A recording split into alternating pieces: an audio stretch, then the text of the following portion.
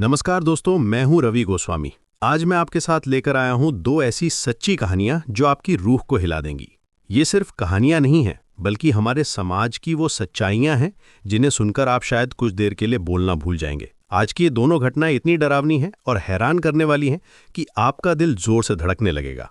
मैं जानता हूं कि ट्रू क्राइम की कहानियां सुनना आसान नहीं होता, लेकिन कभी-कभी हमें इन अंधेरी सच्चाइयों को जानना जरूरी होता है। मध्य प्रदेश के बालाघाट जिले की है। ये बात 2025 की है। बालाघाट जिले की बहर तहसील में एक छोटा सा गांव है आमगांव। 11 नवंबर 2025 को सुबह करीब 10 बजे का समय था। आमगांव की रहने वाली 23 साल की ऋतु भंडारकर रोज की तरह फाटा चौराहे पर बहर जाने के लिए बस का इंतजार कर रही थी। ऋतु बहर के एक इलेक्ट्रॉनिक शोरूम में नौकरी करती थी। रोजाना की तरह इस दिन भी उसके चाचा धर्मेंद्र भंडारकर ने उसे अपनी बाइक पर बैठाकर फाटा चौराहे पर छोड़ा और फिर घर लौट गए। ऋतु बहर जाने के लिए चौराहे पर बस का इंतजार कर रही थी। उसी समय पीछे से उसका प्रेमी रोशन आया और उससे बात करने लगा। थोड़ी ही देर में दोनों के बीच शादी के मुद्दे को लेकर तीखी नोकझोंक शुरू हो गई। उनकी तेज आवाज और तीखे शब्दों में बहस को देखकर पास से गुजर रहे राहगीर भी रुके। लेकिन इससे पहले कि किसी को रोशन के नापाक इरादे का एहसास हो, उसने अपनी जेब से चाकू निकालकर ऋतु की गर्दन पर कई वार कर दिए। ऋतु बचाव के लिए जोर जोर से चीखने लगी, लेकिन हैरानी की बात यह थी कि मौके पर मौजूद लोगों में से किसी ने भी इतनी हिम्मत नहीं दिखाई कि उसे हमलावर से बचा पाता। सब लोग खड़े भूत बनकर रह गए। कुछ लोग तो मोबाइल से पूरे घटनाक्रम का वीडियो बनाने लगे। यह नजारा फिल्मी दृश्य जैसा कई मिनट तक चलता रहा। इस बीच ऋतु गंभीर रूप से घायल होकर सड़क पर गिर गई। इसके बावजूद हत्यारा रोशन उसके गले पर चाकू से तब तक वार करता रहा जब तक उसकी सांसें थम नहीं गई। ऋतु की मौत के बाद रोशन ने मृतका का सिर अपनी गोद में रखकर कुछ देर तक उसके दुपट्टे से अपने हाथों पर लगे खून को पोंछा। फिर उसने चाकू से अपने शरीर पर वार कर और बेसुध होकर ऋतु के शव के पास ही लुढ़क गया।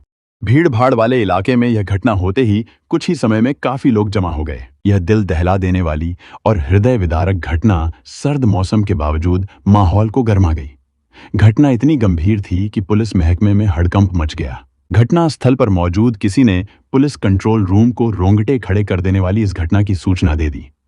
इससे पहले कि पुलिस वहां पहुंचती, ऋतु ने घटना स्थल पर ही दम तोड़ दिया। सूचना मिलते ही पुलिस कंट्रोल रूम ने वायरलेस के जरिए मैसेज प्रसारित किया और बहर थाने के एसएचओ जयंत मर्सकोले को तुरंत घटनास्थल पर भेजा। पुलिस कंट्रोल रूम से सूचना मिलते ही एसएचओ जयंत मर्सकोले कुछ पुलिसकर्मियों के साथ घटनास्थल के लिए रवाना हो गए।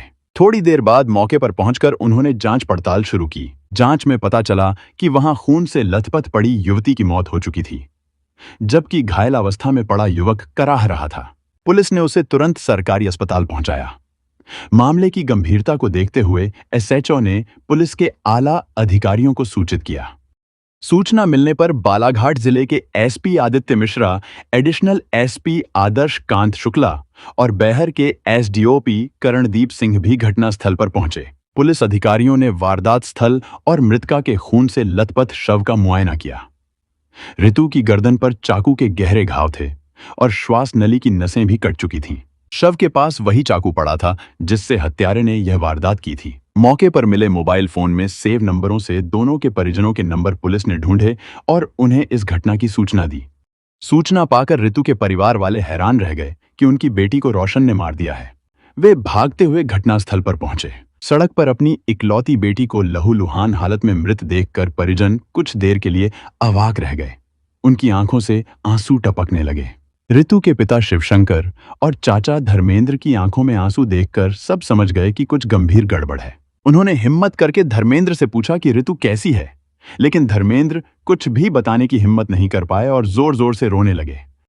यह देखकर रिश्तेदार और पड़ोसी समझ गए कि भंडारकर परिवार की इकलौती बेटी के साथ भयंकर अनहोनी घट गई है। घटनास्थल पर पहुंचे पुलिस के वरिष्ठ अधिकारियों ने सारी कार्रवाई अपनी मौजूदगी में निपटाई।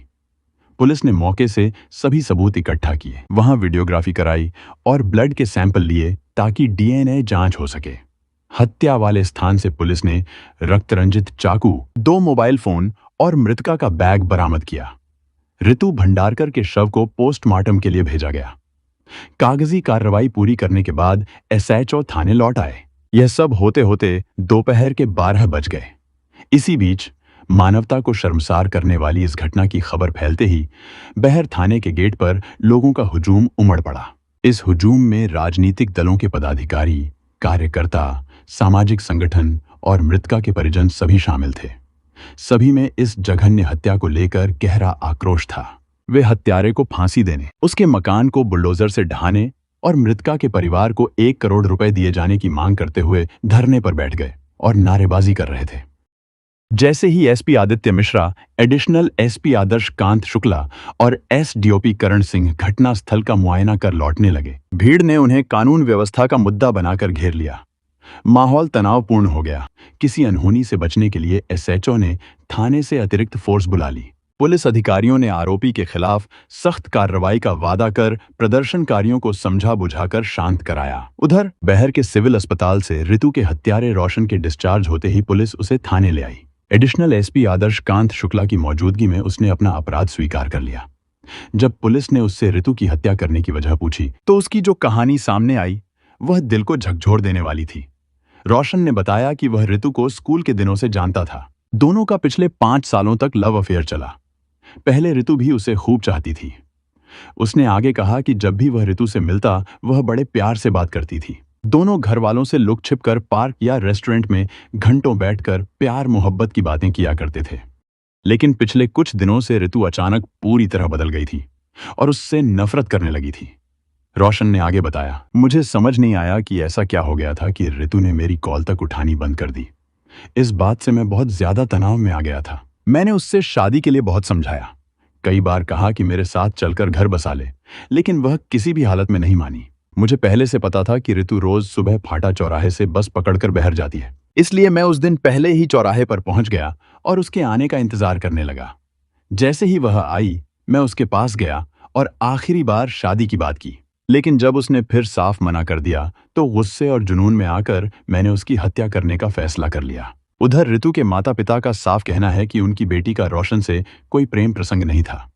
रोशन जबरदस्ती उसके पीछे पड़ा रहता था और उसे परेशान करता था।